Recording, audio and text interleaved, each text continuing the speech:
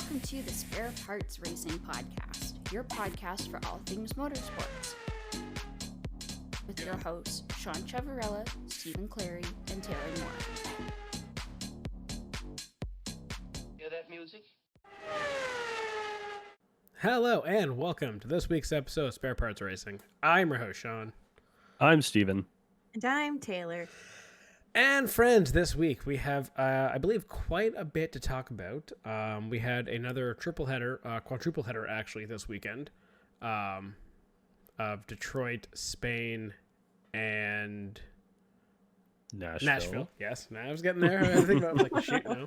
For some reason, Kentucky was coming to him. I'm like, no, that's not it. Oh. Nope, that's not even the next race. Not either. even close.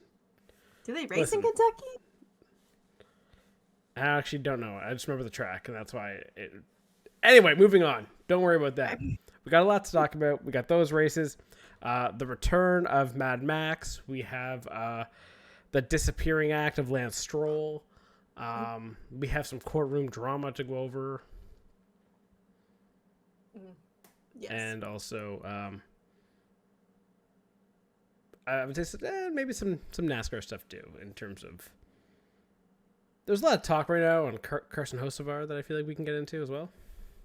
Oh, that conversation can start in many different ways. I know, right? Oh. So, without further ado, I wouldn't start on this normally because it's a random thing. But today's news I want to start with, that is the lawsuit of NASCAR in 2311. This will be quick, believe me. Then we can get into the actual other on-track stuff and those shenanigans. But I want to start there. Anyone else want to object to that? No. Nope, go for it. Okay.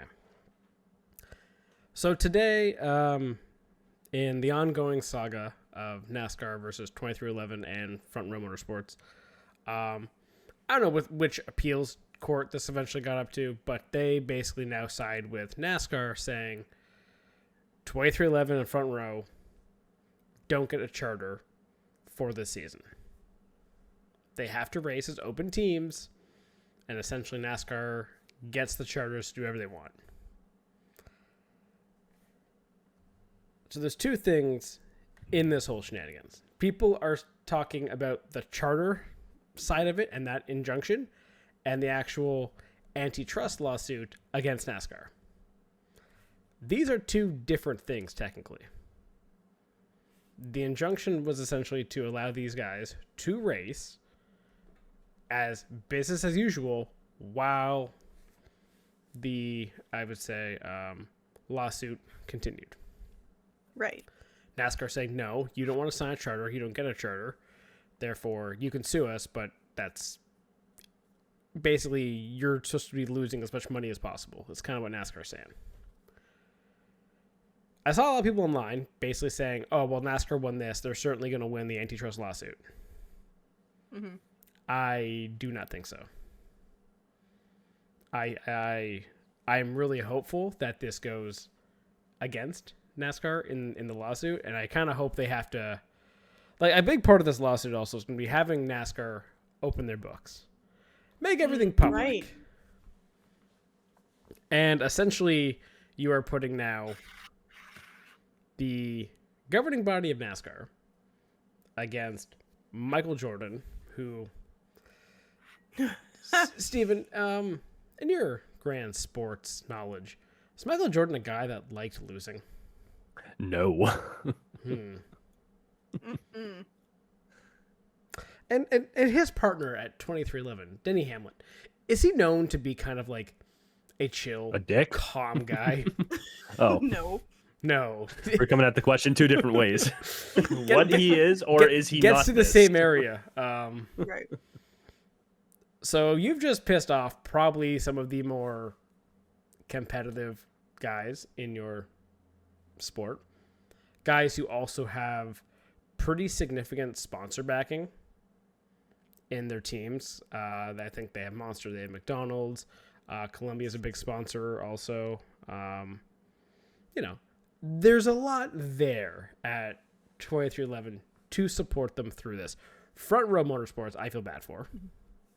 Yes. Yeah, I think they are struggling. Not struggling, but they're not going to be as, I think, well off as 2311 is. They don't have the financial backing of Yeah. Yeah. NASCAR.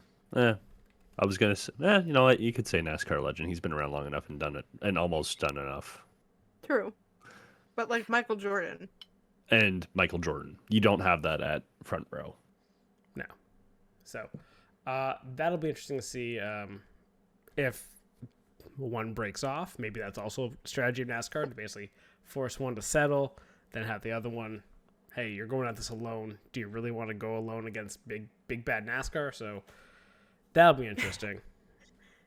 I feel like, I mean, obviously, like the settlement would most likely be front row.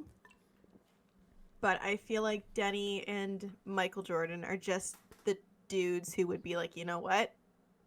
I absolutely do.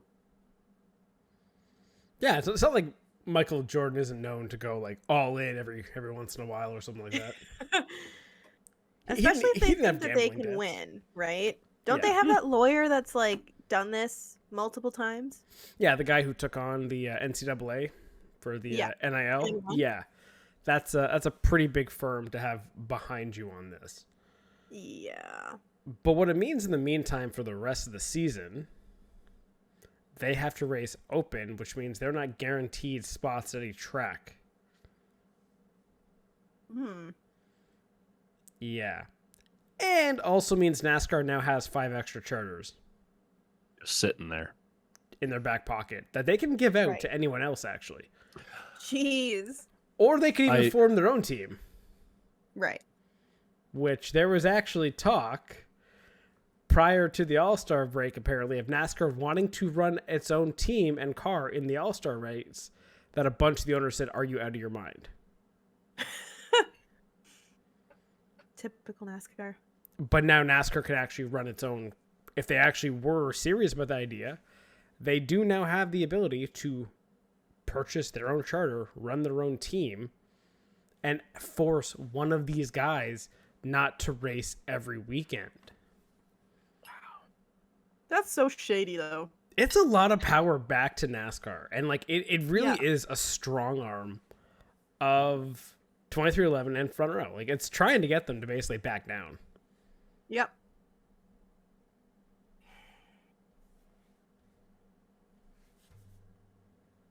I'm curious. Well, no, we already know that there isn't some clause in here that NASCAR can't just like openly sell them. No, they Is have that- they are I almost- I running almost as feel like- open cars. No, I know, but so like because you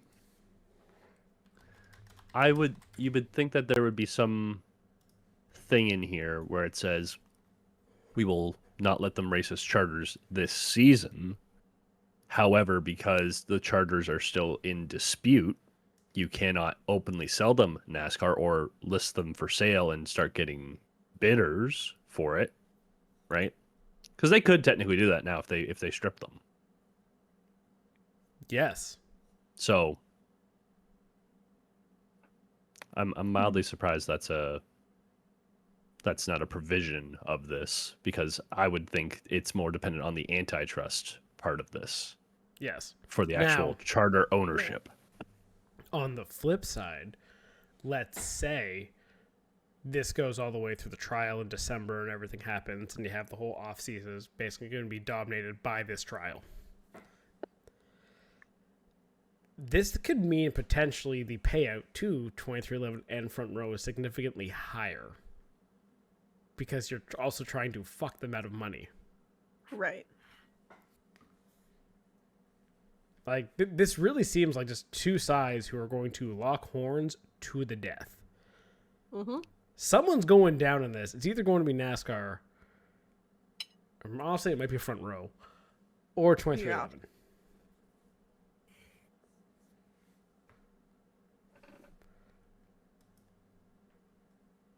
Yeah. It's been so back and forth. I don't really know what to make of this. Like I want to say the teams will come out in the end overall, have their charters and be fine. because you have so much. I think it should be relatively easy for Jeffrey Kessler, the team lawyer or the lead team lawyer in the antitrust, to walk in and say, you've had multiple teams come out and say they signed this under duress. How is that not evidence backing us? Yeah. So, but at the same time, how that hasn't sort of applied to every single court case, and NASCAR has been getting small victories here and there. Mm-hmm. But don't forget the biggest thing of the newest charter too was that if you sign the charter, in the charter says you cannot sue NASCAR. Yep. Mm. Seems a little shady there. I'll be honest. If you're It's like, writing in the why? if you offer me a contract and part of this contract says I cannot sue you for this contract, I'm kind of want to sue you now before I sign this contract. And then make my lawyers read through it in, what was it, 3 hours? Yeah. And before the deadline? Like, that should have been the bullshit thing right there. Yeah, the whole Like, you think of have every this done other now. Yeah, you think of every other sport. where they have like a CBA or collective bargaining agreement. And yeah, sometimes it gets locked out and it's millionaires fighting billionaires, but Well, even like look at it as like F1, like in the Concord Agreement. Could you imagine if the FIA was like, sign this now or you're out of the sport? You have 20 minutes. I'm sorry. Oh Every my one of those gosh. teams would lose their fucking minds. oh yeah. So it's weird that NASCAR gets to do this. I do find it weird there were a bunch of people cheering for NASCAR also. I maybe it's Really? just they don't like Denny Hamlin. Maybe. I feel like that's not enough to cheer for NASCAR, who's obviously doing shady stuff, though. That's so annoying. Yeah. So Can we not cheer for the like weird organization who's also just like destroying their own product year by year? hey, they made a great deal with Prime for these last couple races. Okay, so they have been doing good. Well, yeah, we'll see how the rest goes, but it started So far, off so good. really well. The best decision they've made in years. But so it'll be interesting to see how the rest of the season goes with them no longer being charter teams. Qualifying is going to be important.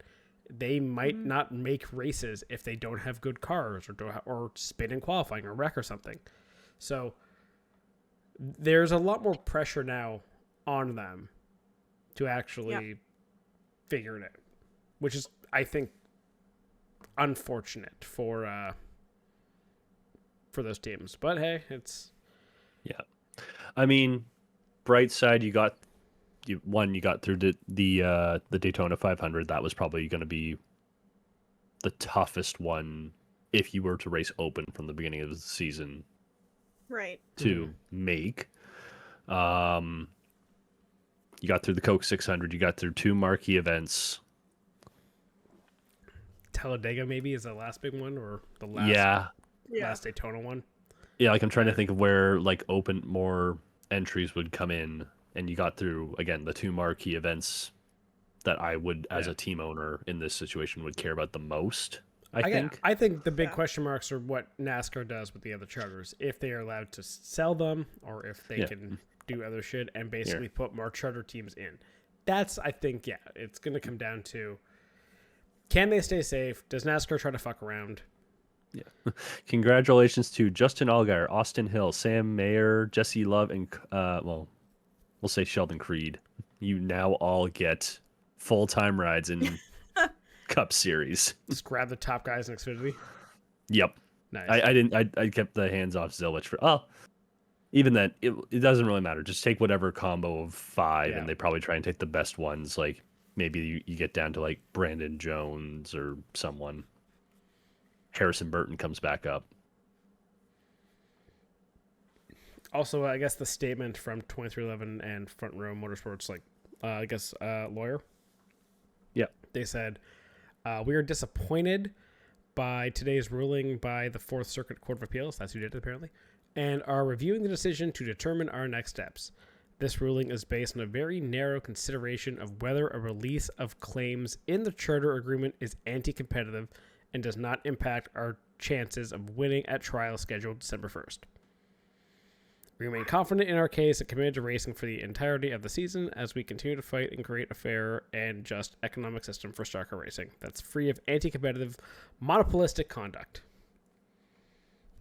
Ew. I mean, like, this kind of sounds anti-competitive and monopolistic, but, you know, just saying. A little bit. Yeah. Unfortunate, but I guess we'll see what happens. Yeah. Nothing else they can do now. Yeah, pretty big news, though, for, I guess, today, for a random Thursday. Yeah. Anyway, onwards to racing weekend stuff. What do you guys want to start with? Hold on. I want to start with something that you both missed last week. Oh, yes. We missed something last week? Oh, right, you weren't here last week. You missed right. the Weenie 500. The biggest race of motorsports Christmas weekend. The 5-mile sprint. The 5-mile, 2-lap sprint of the Oscar Mayer Wienermobiles. Guys. Hear me out, it was rigged. Rigged, I tell you, It was rigged. totally rigged. Slaw Dog? Nah. Mm-mm. I'm pretty sure you could bet on it, which is kind of shitty that it actually was rigged. I was gunning for the Chicago Dog, the all-female wiener race team. They're lacking very the sad. wiener. They clearly can't win. I was very sad That's that the Slaw Dog won it at the last second. The closest finish in Winnie 500 history. Yep. Pull the solid Newgarden maneuver. Yep. I'm not gonna It was lie. great.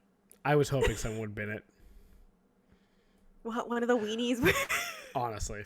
I don't One know of if the you can go weenies would fast bin enough. it. They were topping out at 60 miles an hour, so like 100 kph. Yeah. But those are fucking massive, like, buses. Like, they're not. Yeah. They're not easy Going enough to around drive. Like, yeah, it's the highway brickyard. speed, but you're like, come on. Oh, it was too I think it would have been funny. hard. Too funny. I also want to know how much money they spent on the Weenie 500. Like, marketing alone would have been insane. But to pay like Hinch, Townsend Bell, and Will Buxton to commentate the Weenie 500, I want to know. Pretty sure they did it for free just for the puns. Yeah. They had You're a pun, already they had there. a pun quota to hit. If they Yeah. didn't hit it, they didn't get paid. Yeah. I think my favorite was at the very beginning when Hinch was like, "Oh, look at that! They're single file, gonna get that weenie toe." Bro, this is the highlight of his career, 100%. Yeah, a lot of good weenie, a lot of good bun puns. Like it Oh, was. yes, the Toki buns when one of them caught like fire. Yeah. The actually, my favorite thing about, I think, the Weenie 500 was seeing the chemistry in the booth between Hinch and Buxton. And I just feel like Townsend was just kind of standing there awkwardly being like, I'm going to let you guys handle this one. yeah. Like, they had fun with it. And I think Yeah. Townsend tried, but I think it's just still a little too weird for him. Yeah. Maybe he's too serious of a commentator, but I thought it was hilarious. I hope they do it again. I want to see the second annual Weenie 500 for every Indy 500 weekend from now until the rest of time. It was so funny. I got no notes. Yeah, I'm sorry. I missed that. We didn't miss that last week. Our Yeah. bad. There was a lot going on. Yep. And my was a lot algorithm of has not let me forget it. I have seen so many. Well, I guess that's the other thing. It is. No, the continue that sentence. outreach- Continue that sentence, please. You've seen somebody what? Seen somebody What's what? you see a lot of Weenies? weenies in your algorithm? Yes. Well, honestly, no. It was more. It wasn't even the actual race. It's been more clips of, like, have you guys seen the clip of Pat McAfee show they were broadcasting that day? And they tried to throw it up on screen, and they're like, "Oh shit, a guy's got a mic. Looks like they're gonna do the national anthem." So they all stand up, take their hats Yes. off. They're all standing It's there, the and, Oscar and they're like, Myers. "Shit, where's the sound? Where's the sound?" And it's just midway through. I wish I was an Oscar Mayer wiener, and they're all just like, "What the fuck is this?" That was also hilarious. Oscar Mayer The Weenie scramble was song. hilarious. Oh, it's too funny. Also, Honestly, iconic. they need to do a flyover also for the Oscar Mayer, but it has to be like crop dusters. Yes. Why not? Okay, but why can't you make a weenie plane? It should be a plane that has like the wiener paint job or I mean, whatever. like they have blimps. We could probably paint They a could do blimp weenie, like a hot dog. Get the Goodyear blimp. Nah, but no, like no, the no, no. weenie. Get a weenie blimp. So like think about it. The weenie blimp would end like as a flyover would end up matching the speed of the Wienermobiles That is true. going around the track. Okay, That would fair be enough. so funny. So funny. Anyway, we had to talk about the Weenie 500. It was too iconic to like completely miss. I guess on to more relevant IndyCar discussion. Let's of, go with like, IndyCar. So screw it. Detroit happened. Yes. We still only That's a way have to 2 describe winners it. this season. Yep. Yes. Alex Palou's perfect season has been dashed, which like I get. If you can't beat him, wreck him. Good job, David Malukas. You took one for the team. Exactly. I think he probably heard that we were all so mad that Palou won the Indy 500. He was like, "All right, I'll take one for the fans." He is a man of the people. David Malukas is, so it would make sense. But Yeah. I will say also, fantastic performance for one Kiffin Simpson. Had to get that in there. I Yep. knew. Well, when I opened it When's- up and like Kiffin was in second, I was like, "What is happening?" Well, that When's the Kiffin jersey coming in? Not only was Kiffin in second, the jersey's going to come in for Laguna Seca because Kiffin's going to win in Toronto. So I'm going to have to get it after he wins in Toronto. Oh my so. gosh! Oh. Really? Okay. I might buy it for Toronto. I'm not going to lie. Do it. Fucking do it, coward. Just do it. Okay, just a quick recap for like this IndyCar season and just hype up Kiffin Simpson. Who has more fastest laps this year in the IndyCar series? Kiffin Simpson, Alex Palou, or Pato O'Ward? Or Joseph Newgarden?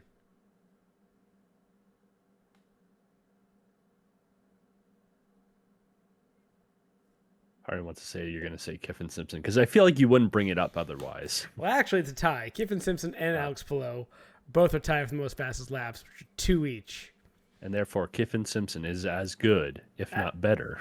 as Alex Palou. Though, funny enough, both of Kiffin Simpson's fastest laps and his best performances of the year were Long Beach and Detroit, 2 street circuits, which is why I'm saying Toronto will be good for him. You think he's the next Kyle Kirkwood? While Kyle Kirkwood is still sort still of defining Kyle himself. Well, I was going to say, while Kyle Kirkwood is still defining himself as a street guy. Yeah, he's the guy you got to beat in Toronto, too. So, yeah. But yeah, I'll be honest. Detroit as a race is one that I hate that track. I hate that pit lane. I hate everything about it because it's the most thrown together. I agree with everything Pato O'Ward said on that track. So It you is garbage. have, Pato and Rossi were very vocal. They did not hold back, which was minorly surprising just due to the fact that you look at Pato's right shoulder and it's like, oh, there's a giant chevron right there. Yeah. Or not chevron, the bow tie. Yeah, the bow tie. Yeah, listen, me and Pato can agree on a lot of things. Sundresses are great. The Detroit street circuit is terrible. And, and we want someone else to beat Alex Palou. It's fine. But yeah, that track is terrible. However, this race was actually kind of fun. Yeah. You can get fun races on tracks that are notoriously not good. It was a lot less bumper cars than last year. Well, the bumps were on the track. No, but remember last year they couldn't go 3 laps of wrecking each other in the hairpin? Yeah. So Yeah. this year they at least settled down that and tried to race each other, tried to make moves because they realized, hey, if I go on the outside of the hairpin, I can get the inside for the next turn. Sure, let's do that. Or if a guy tries to stuff it on the inside of the hairpin, you also have the advantage on the exit. So it seems like they learned. Yeah. Well, the incidents were Malukas and Palou on a restart, so that's like a little bit understandable. That'll happen. Yep. Where you just get the accordion. So yeah, There was McLaughlin and Siegel? Siegel. Yeah, same Yep. same situation. Same thing. Guy gets punted in the braking zone. Happens. Yeah. There was who was it? Lost a tire. That was Devlin. Yeah, Devlin lost a tire. Devlin lost a tire. Didn't Schwartzman lose a tire I think so. coming out of the pits and crashed? I was gonna say there was Rasmussen got into the wall. Yep. There was a lot of just weird. Oh, Ilott was the one. Instance. Ilott was the guy who lost the wheel and hit the wall. Because he was the first one. It was actually looking like a pretty strategy race. Like, there wasn't a caution until I think like after the first round of pit stops. Yeah. And then you had the scary one, which was the Foster and Rosenquist crash. Yeah, that was a weird one. That was terrifying. Especially when you hear Rosie on the radio being like, "Oh, my fucking leg." Yeah, well, that was you awful. watch. I was gonna say you watch the onboard. So it's going down the straight towards the hairpin, and I think it was they decided Foster's suspension just snapped over one of the bumps, which makes sense because if you watch that one bump when they're coming down Franklin Avenue towards turn 1, there was a one big bump where the cars were going almost like a dolphin. It looked like the F1 dolphin effect. Yeah, the porpoising effect. Same animal, same shit. There's some marine person that's gonna just like come over and slap you probably. I'm not gonna debate you on that. I agree, but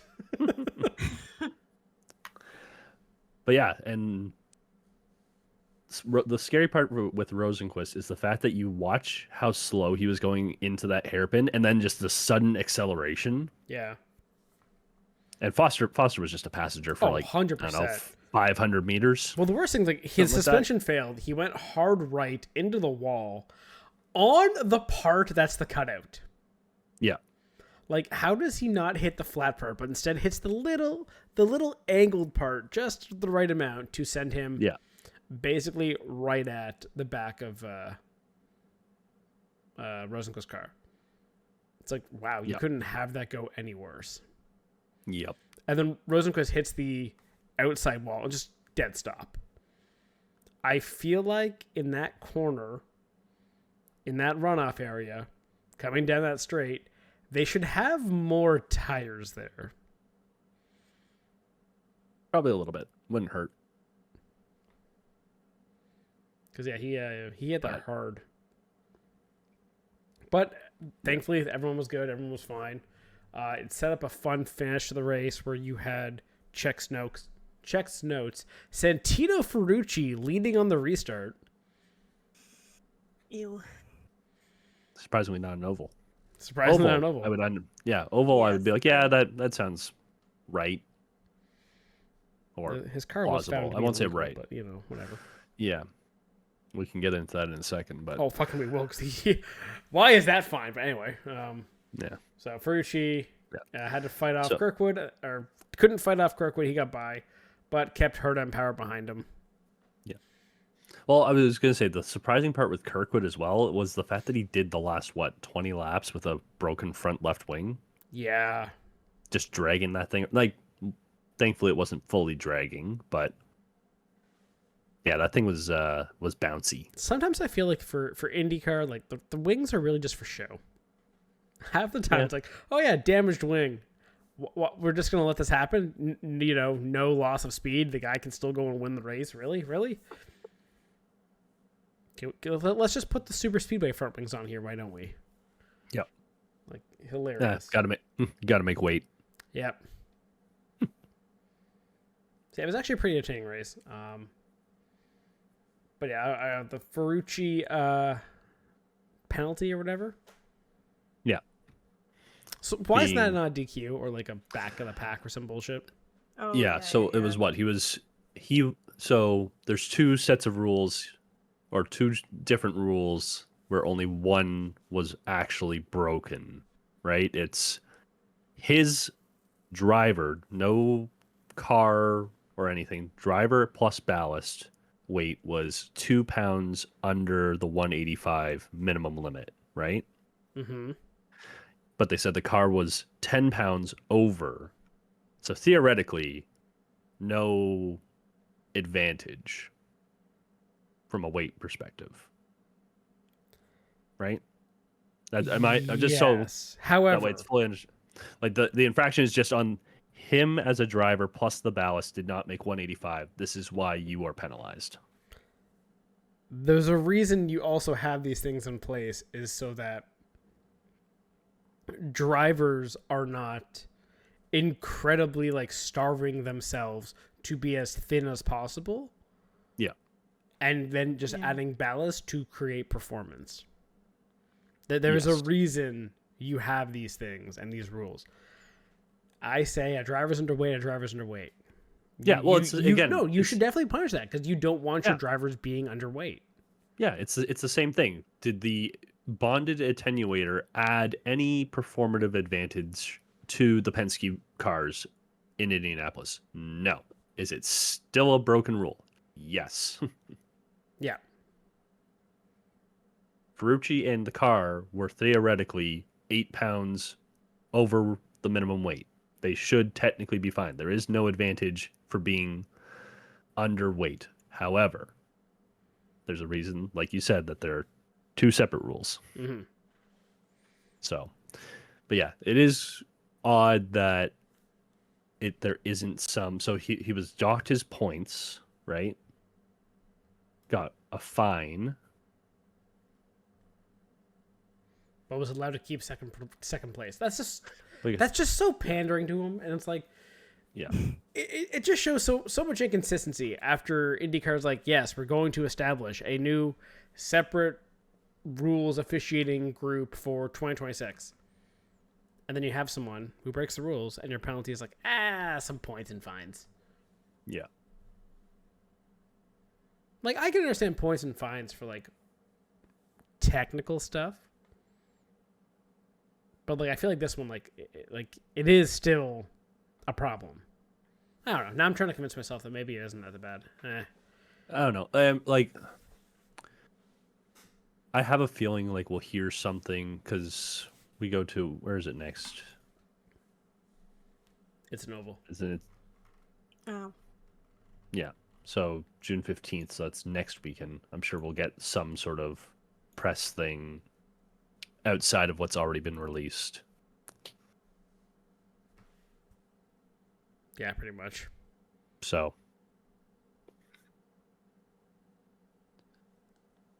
I mean, other than the fact that like the penalty erased all the points, and then I guess maybe they'll do something else, but it doesn't look like they're fighting it. They acknowledge that the car was, or that Ferrucci was underweight.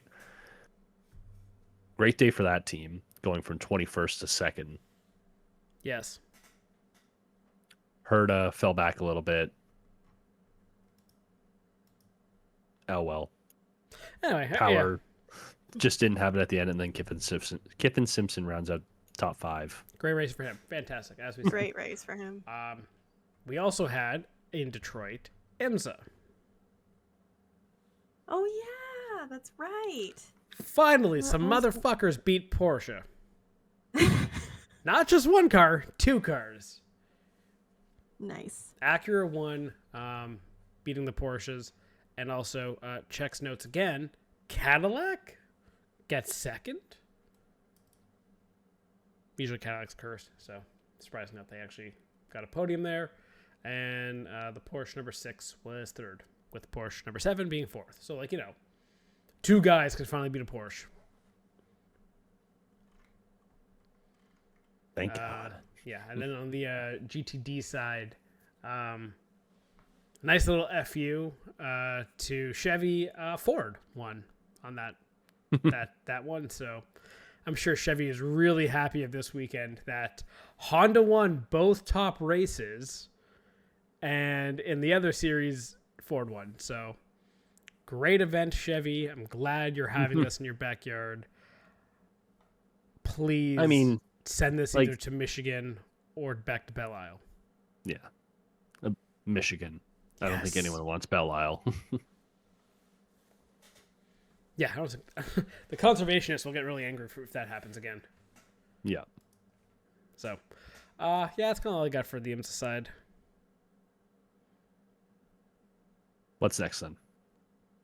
F1. F1, NASCAR? F1. Let's go F1. F1? F1. We saw the return of Mad Max. That's the most important part of the weekend.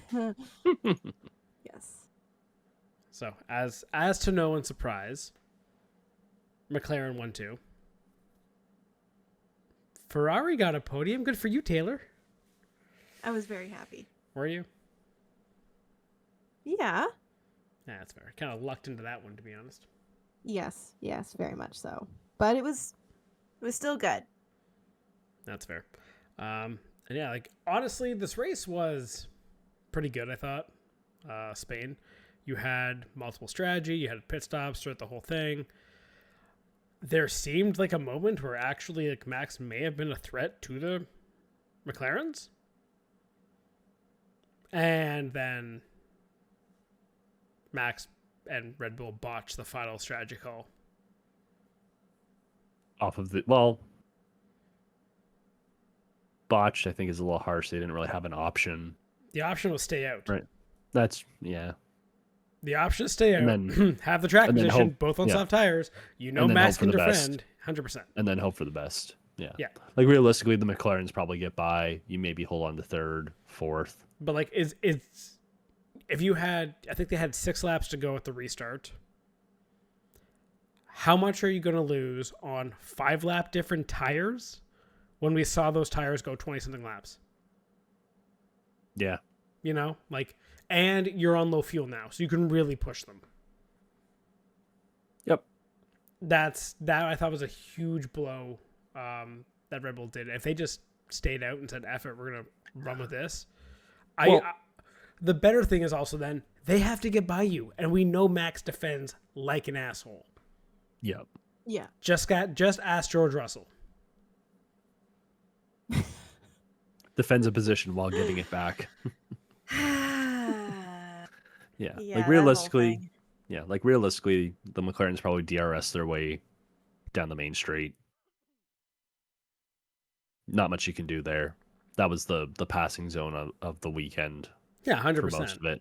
So, But you can also try to get, if you can get between them and you can maybe, you could have at least, I think, saved a top 3. yeah. You had a Maybe chance top to either fight for the win or save a top 3.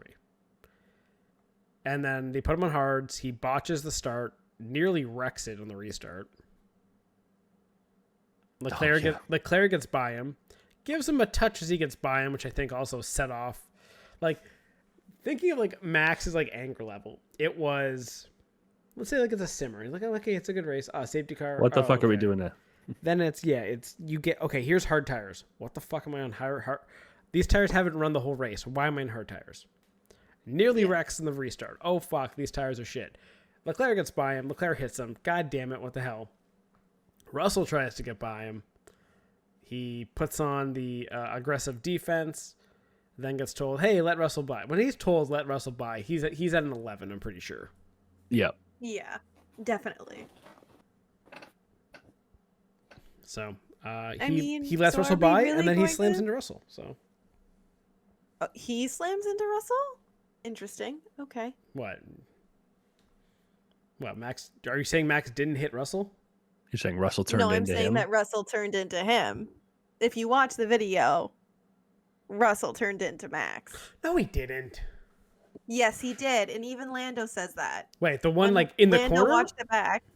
Yes. Okay. When Lando watched it back, he said, I don't understand why Max got a penalty. Russell 100% turned into him. Like the one where they had contact, not like the first turn passing attempt kind of bullshit. No, the Really? one where Oh. they had contact. That was Yeah. definitely Russell's fault. But But Max got the penalty because he's Max Verstappen, of course. and because he was heated as fuck. Well, sure, he was heated, but still. Reputation. Max always gets the penalty. Yes, because reputation is he's a hothead. Okay, and Russell's a whiner. Yes, exactly. So in that situation, when I'm watching that too, my perception is, oh, Max overcooks it and just bounces off the side of Russell. No, Russell did not have to turn in the way that he did. He 100% manufactured that. Does this tie back to last year's feud? Probably a little bit. Ooh. Can we get a Maybe. Max Russell rivalry where they're actually going to be like fighting each other on the same area of track now? I don't know. I feel like Russell just like feuds with everybody. Yeah, he's a little bitch.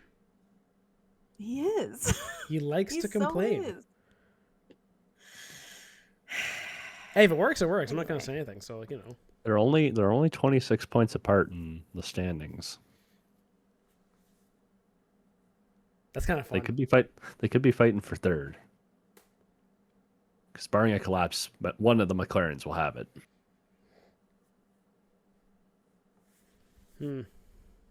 Very interesting.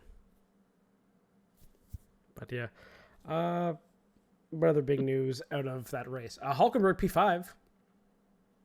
Yeah, that was incredible. Everybody loved that. Yep. Wasn't a Pete's top 3, so sorry, Hulkenberg. That's the best run you're going to end your career on. I hope you know that. Yep. Yeah. Pretty good run, to be honest. Was he like 15th or something to 5th? He started. Oh, I just closed it. Yeah, 15th. Damn, that's a good run. And the move he made in Hamilton, I even like how he after was like, yeah, that's not happening again. But, so Taylor, how are you feeling about Hamilton right now in Ferrari? I don't know. It's still the beginning of the season. It's only the first season. It's a different car. Are you in denial? I'm not talking about the river. Denial is a river. No.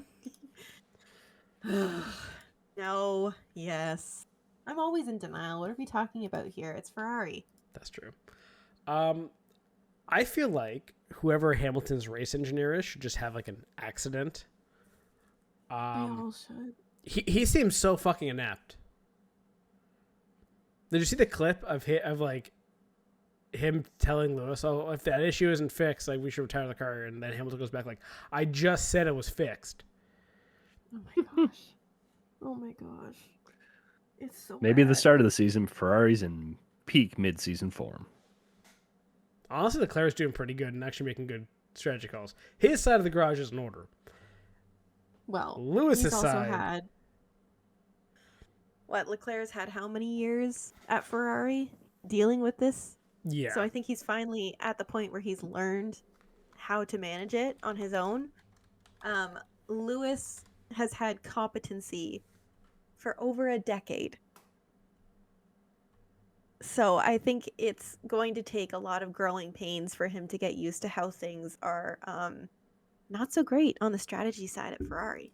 Yeah, and Hamilton be like, "I'm going home." Like he was He's like, you know what? I'm over it.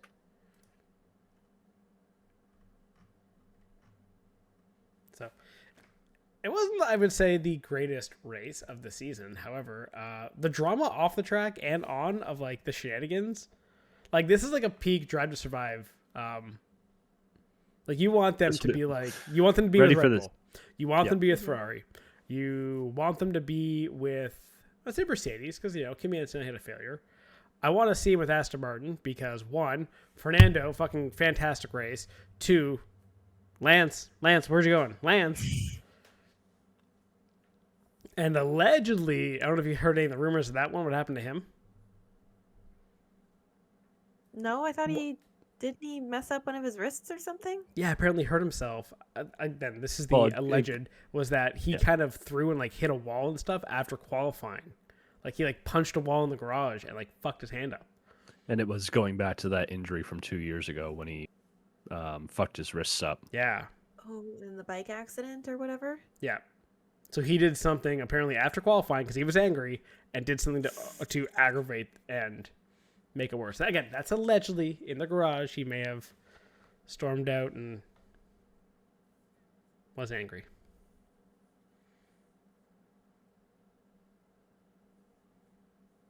So Yeah.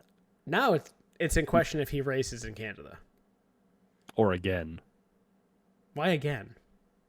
I've seen some of the did you see rumors the where rumors? where it's like this is a dignified way to leave F1. Of my wrists are way too fucked up. I can't keep doing this. I've been fighting it for 2 years and I just can't. I have seen similar rumors that Aston Martin might be considering moving on from Lance Stroll. See, as much as I would agree with that, when I look at the driver standings and see Stroll has 12 more points than Alonso, I'm going to say, nah, I'm going to stay in there. Yeah. Because, For a bit. again, they don't ask how when it comes to points at the end of the season. They just say how many. Right. Mm-hmm. But yeah, man, they are 9th in constructors right now. Did I nail where this constructors is currently? Okay, calm down. Okay. Hey, you Not guys thought I even was halfway crazy through. for like They're- shitting on them. They're tied with Sauber, and I would trust them to score more points. Sauber looks great actually right now. The last couple races, they've gotten pace. They're just now like a solid Q2 team. They like solidly upgraded. Yeah. And the whole flexi wing thing was the biggest waste of time ever. Yeah, So nothing changed. nothing changed. Just spending money for the sake of spending money. But yeah, the back 5 in the constructors is going to be fun for this season. Yeah, it's what, 17 points right now, Yes. and then Williams on island. They really are. They're the mid team. Like it's like what Aston was a couple years ago. Yeah. Where like you're not the big 4, but you're the break from the rest. Yeah. So this should be a fun season as we get into we got Canada and then the European legs. So Yep. that should be good. And finally, we have NASCAR to talk about. Nashville. Or Smashville? Smashville. Well done. Well done. Yeah. A Blaney super won. speed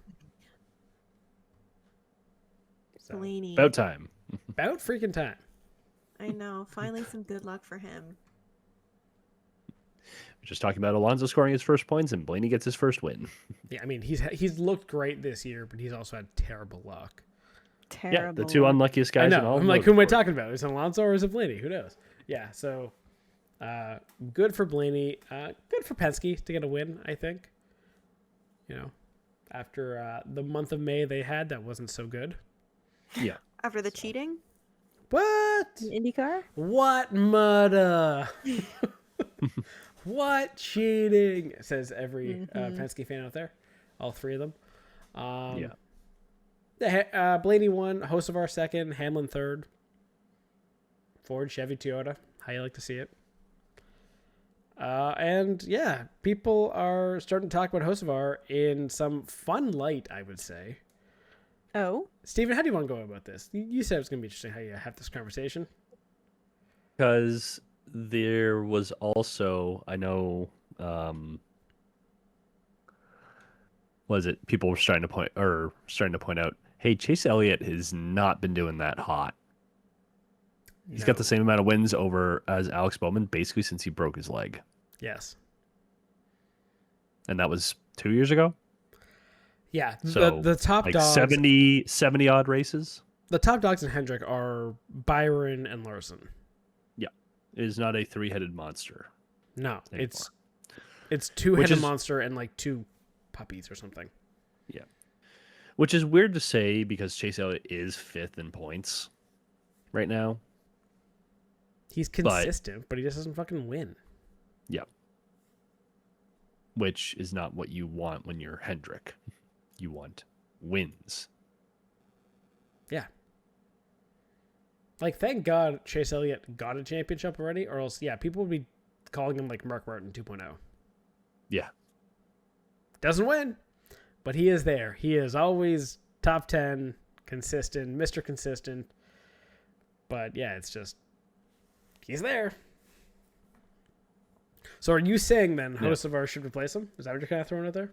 I'm not saying that. I'm saying it was thrown out there by some bigger YouTube names like that. So if you go on YouTube right now, I saw was it Eric Estep had a little bit on how Elliott is doing good but not great, which is not great for him.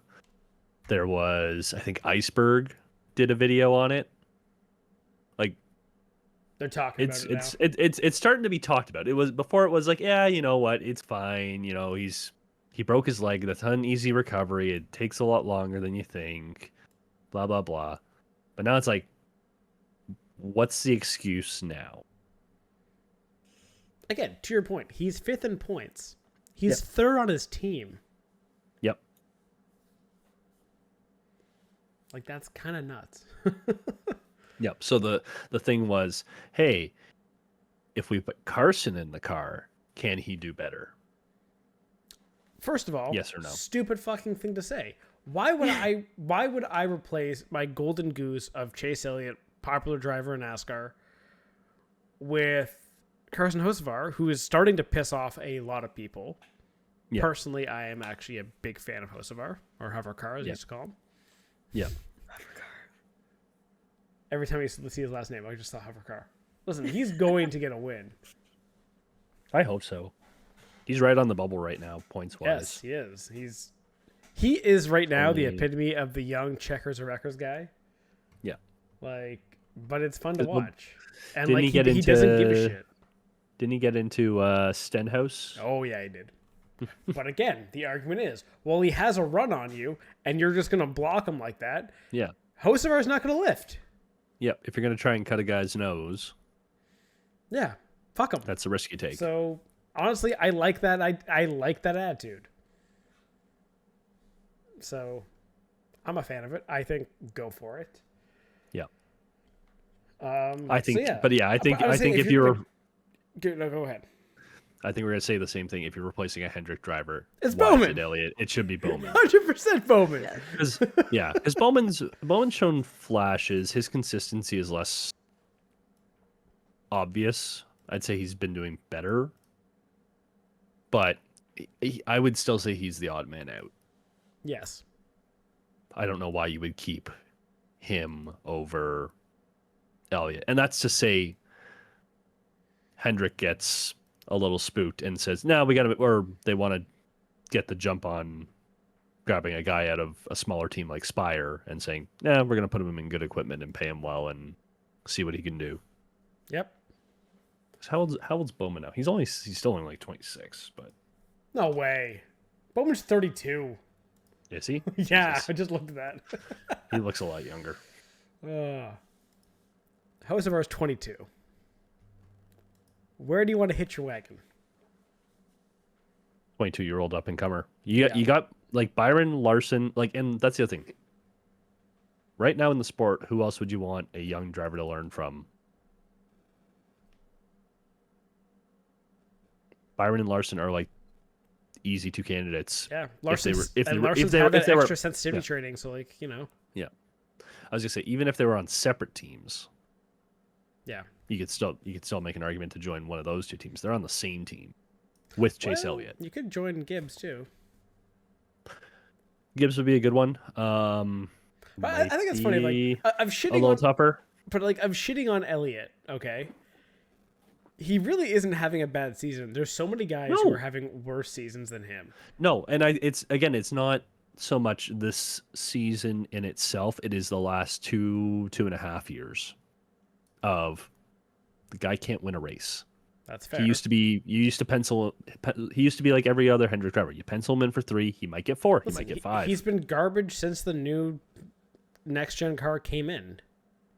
Like, I don't know if it's the car, I don't know if it's the driver. It could be both. He's not. Yeah, and what was the other advantage he had? Every other driver. Road course. He was the road guy. He is no longer the road guy. We have the one-off guys like SVG, Allmendinger, SVG, Suarez. Reddick's become a good guy on the road. Michael courses. McDowell is no longer a slouch. Yep. The younger guys fucking play iRacing all day, so they're zipping around and on tracks like Watkins Glen. As long as they don't do what what's his face in F1 did, where I could take turn 1 flat out. Nope. But yeah, like Brad Keselowski, kind of a shitty year. Shane Van Gisbergen, are we gonna kind of start questioning that experiment at this point? Ty Gibbs, like there's so many guys who are having worse seasons than Elliott, like terribly, and we're shitting on the guy in 5th place because he can't win. Meanwhile, his one teammate only has 1 win, and the other one just happens to have 3. Yep. And he's only a few points behind the guy that has 3. Maybe sell down. Yeah. Honestly, fuck it. I'm going to put $2 in Elliott to win the championship out of spite. Go for it. Do it. Why not? It'll be funny when it happens. Okay, anyway. It will be. But yeah, could I see Hendrick doing that? Maybe. I doubt it. It's just something that's been thrown out there over the last couple days. That's fair. For shits and gigs. Fair enough. But yeah, anything else to add for NASCAR talk or anything else? No, we did most of our. Blaney finally won. Good for him to break through. Yeah.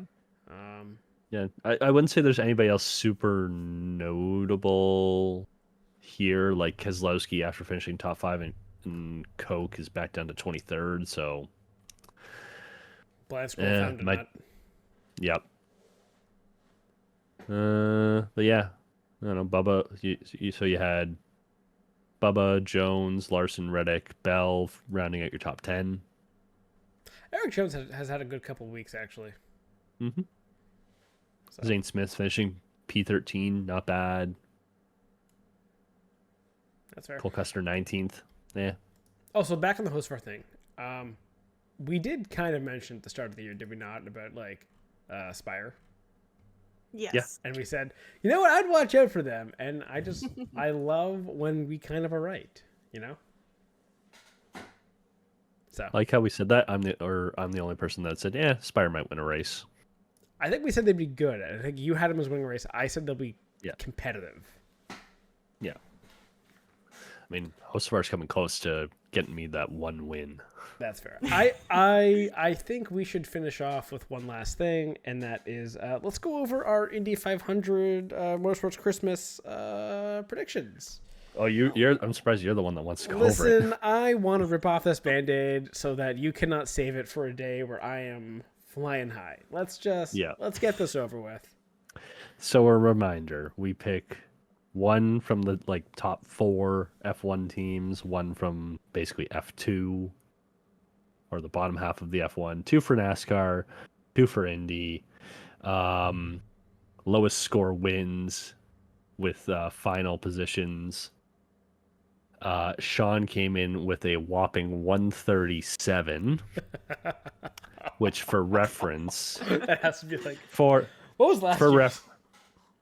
What was last year's worst? Well, last year was weird because we didn't do we did Motorsports Boxing Day. We did the following 3 races. So yes. 2023, 2023, I had a 121. That was with Perez finishing 16th in Monaco, Elliott finishing 34th, O'Ward finishing 24th. And that was with extra drivers too. I'm just looking at this now. We picked 6, or am I just not counting this? 1, 2, 3, 4, 5, 6. No, we had an alternate, I think. Oh, okay. yeah. No, we had an Okay. alternate. But so for reference, Taylor and I combined for a total score of 125. So we even combined, we would have beat you by 12 points. Oh my god. Yikes. Oh yeah, I had the absolute worst predictions for Motorsports Christmas. Yep. So that I hope we never have Motorsports Christmas again at that point. You know what? Fuck it. yeah, you had 2 guys in the top 20, and they were the only guys who could not possibly finish outside of the top 20 in your F1 drivers. God damn. God damn. So between Who the two won? of Who us, it was a 1 point difference, 62 to 63. Damn. Your top performers, I had Piastri finishing third. Palou winning.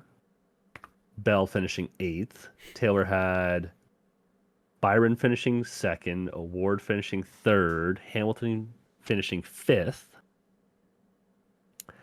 And winning by 1 point, 62 to 63. Taylor edged it out. Yes. Yes. I would like to thank. Anyway, that's all we have time for this week. Look at you, finally nailing predictions. Finally, wow. This never happens. It really doesn't. What did I just say about a blind squirrel finding a nut, Steven? Yep. Yep. Yep. Like, what's the thing? A broken clock is right twice a day. Yeah, like even Taylor is right once every 5 years or something like that. Yep. I'll take it. Something along those lines. Valid. Oh, anyway, is there anything else we got to talk about, or can we wrap up on Taylor finally winning something? Yeah. No, I think anything else we can push to next week. We'll have time. Yeah, that's for true. once it's not a triple header. We only have one race this weekend. Yeah. Michigan. Oh. And it's on Prime. Hendrick's gonna win. I don't know who. You One of think? them. One of them. Just not Elliott or Bowman. It'd be so funny if they did.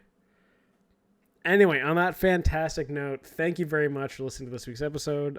Please remember to like and subscribe, share, and follow us on social media. And do everything the nice lady says in the outro. Thank you and goodbye. Thank you for tuning in to the Spare Parts Racing Podcast. Remember to subscribe so you don't miss an episode, and follow the show on Twitter at Spare Parts Racing. That's Spare Parts RACIN, and on TikTok at Spare Parts Pod. Follow the hosts at Sean Chavarella, at Stephen Clary, and at Tay Moore.